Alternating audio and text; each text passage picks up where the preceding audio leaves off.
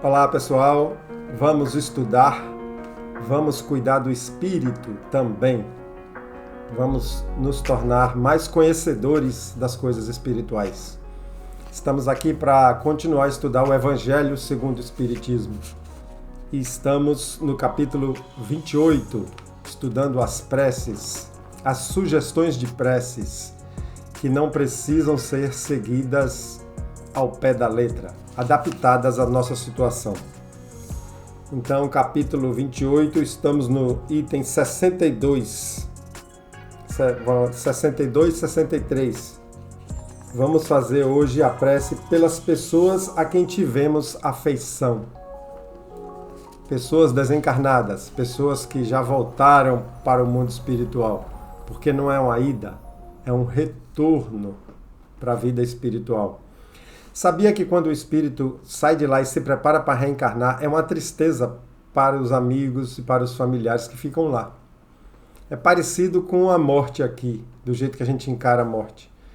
Lá, na hora que vai reencarnar, tem choros até, contam os espíritos. Então vamos lá. Vamos fazer o prefácio, item 62. Que horrenda é a ideia do nada. Horrenda é horrível, né? Que horrível é a ideia do nada. Quão de lastimar são os que acreditam que no vácuo se perde, sem encontrar eco que lhe responda a voz do amigo que chora o seu amigo. Então, está dizendo que é triste acreditar que ao chorar a morte de alguém não vai ter o eco, não vai ter quem receba, não vai ter a resposta. Jamais conheceram as puras e santas afeições os que pensam que tudo morre com o corpo. Que o gênio, que a sua vasta inteligência iluminou o mundo, é uma combinação de matéria que, qual sopro, se extingue para sempre.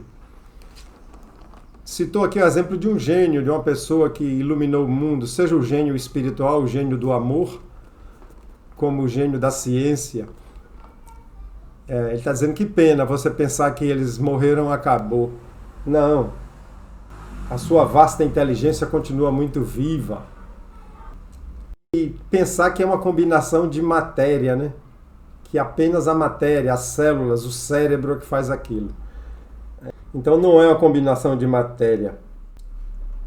Que do mais querido ente de um pai, de uma mãe ou de um filho adorado, não restará senão um pouco de pó, que ao vento irremediavelmente dispersará.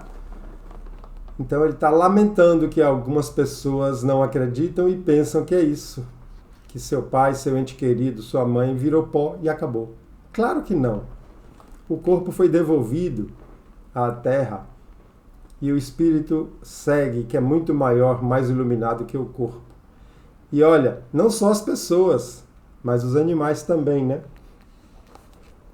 Os animais também seguem vivos depois da morte do corpo.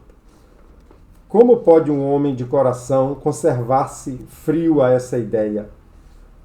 Como não gela de terror a ideia de um aniquilamento absoluto e não lhe faz, ao menos, desejar que não seja assim? Então ele está questionando como é que pode uma pessoa acreditar nisso, não ficar frio diante dessa ideia. Quando o espírito já está preparado para acreditar aqui nisso, na sobrevivência da alma, porque ele já vem sabendo de lá, ele já vem com isso muito vivo. São geralmente esses espíritos que buscam muito a espiritualização, porque já sabe, está lá no inconsciente que não morre. Então, quando está aqui, mergulhado no esquecimento, procura estudar, procura saber, procura se envolver. Se até hoje não lhe foi suficiente a razão para afastar de seu espírito quaisquer dúvida, aí está o Espiritismo, a dissipar toda incerteza com relação ao futuro por meio das provas materiais que dá da sobrevivência da alma e da existência dos seres além-túmulo. Então, se ele está dizendo que a razão não é suficiente, que o seu raciocínio não é o bastante para você, porque para mim é raciocinar diante das evidências diante das coisas de Deus, da grandiosidade do universo, do macro-universo e do micro-universo, das bactérias, das moléculas, raciocinar que as coisas não podem acabar assim. Então ele diz que o Espiritismo veio para isso. E as provas estão aí. Não servem para aqueles que cegamente, fanaticamente desacreditam. Então não serve. Pode trazer a prova que for. Mas as mediúnicas, as comunicações, a quantidade de livros que Chico Xavier psicografou sem saber dos assuntos, livros com temáticas aprofundadas, livros com poesias complexas. Então, para citar uma das provas, né? E tantas outras que a gente vê nos centros espíritas. Tanto assim é que, por toda parte, essas provas são acolhidas com júbilo, quer dizer, com alegria, com êxtase.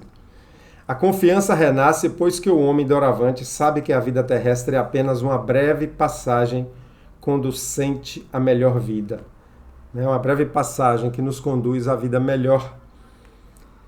Que seus trabalhos neste mundo não lhe ficam perdidos e que as mais santas afeições não se despedaçam sem mais esperanças. Então, as nossas afeições, os nossos amores, as nossas construções de coisas que a gente faz, de estudos, de formação, de trabalhos, de abnegação, de renúncia, tudo isso não se perde, fica. Quanto mais você se instrui, quanto mais você, tanto espiritualmente como em relação à ciência, é um acréscimo para a alma, é um crescimento para aquele espírito. E quanto mais ele ganha habilidade em lidar com as coisas emocionais e não se tornar tão suscetível, tão melindroso, e vencendo isso e criando habilidade para respeitar e libertar os outros, mais ele vai se tornando também livre e feliz. No Livro dos Espíritos falam que o retorno para o mundo espiritual é uma alegria para o espírito que está com as suas emoções harmonizadas. Então aqui agora ele sugere a prece. Vamos lá.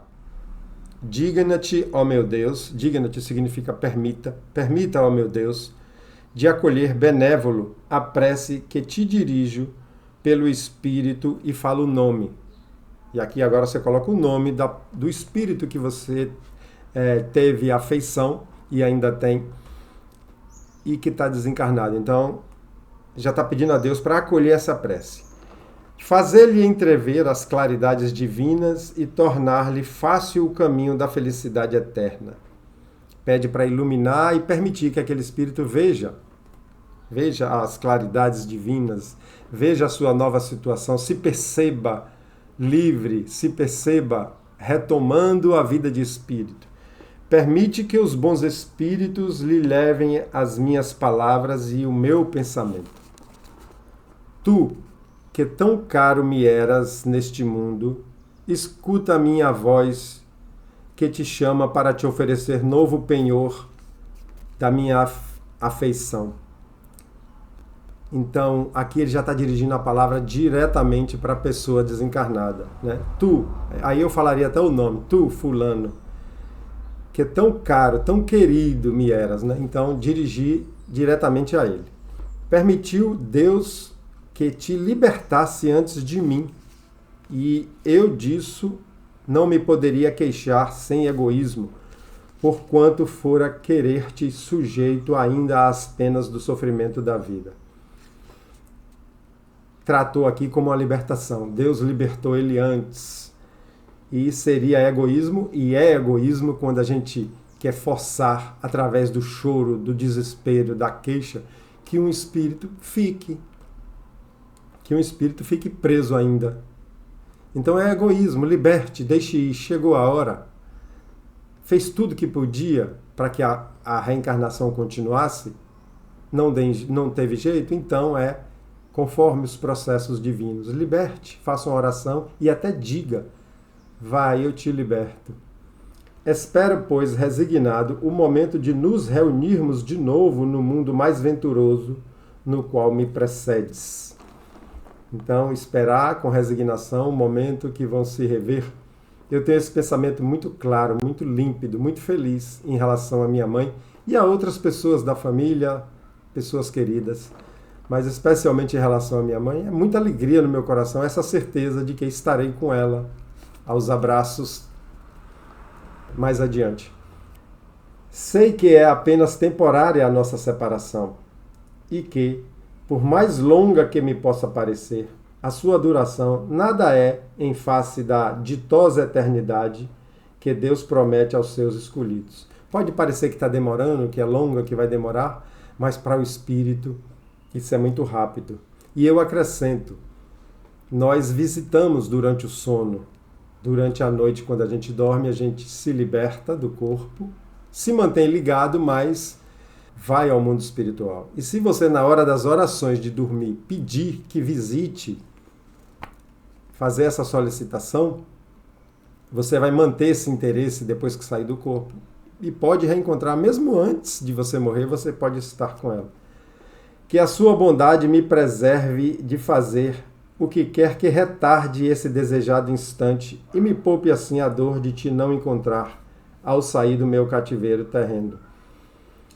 Então está pedindo que a bondade de Deus preserve dele fazer qualquer coisa que vá retardar esse encontro. São as emoções negativas, são os apegos, são os desejos de vingança que pode, quando a gente desencarnar, a gente mergulhar numa situação que não vai encontrar os amigos, os amores. Então, está pedindo que ele esteja pronto para, ao sair, se reequilibrar e poder ver essas pessoas. Quão doce e consoladora é a certeza de que não há entre nós mais do que um véu material que te oculta as minhas vistas. De que podes estar aqui ao meu lado, a me ver e ouvir, como outrora, senão ainda melhor do que outrora. Então, ele está dizendo que é uma consoladora, por isso que a gente chama que o Espiritismo é consolador. Essa certeza, essa fé de que a pessoa pode estar do nosso lado. E nos momentos de evangelho no lar, nos momentos de oração, nos momentos de equilíbrio, sim, é muito comum que as pessoas amadas venham para dentro da sua casa e participem, com equilíbrio, com alegria. No meu evangelho eu sempre falo, sejam bem-vindos meus parentes, meus amigos e os espíritos trabalhadores. De que não me esqueces do mesmo modo que eu não te esqueço. De que nossos pensamentos constantemente se entrecruzam e que o teu sempre me acompanha e ampara. Que a paz do Senhor seja contigo. Então você pode preparar essa oração para adaptar para a sua situação e fazer com sentimento, com recolhimento. O que vale na oração é o sentimento. Tenha certeza que você vai estar falando diretamente com esse ente querido. Tenha certeza disso. Eu já estive com minha mãe em desdobramento dos sonos, desdobramento semiconsciente, e eu não tenho dúvida disso. Já estive com outras pessoas, porque vem bem claro o sentimento. Eu acordo com aquele sentimento. Então, é maravilhoso a gente ter certeza que essa existência atual é um ponto dentro de um grande livro muito grosso.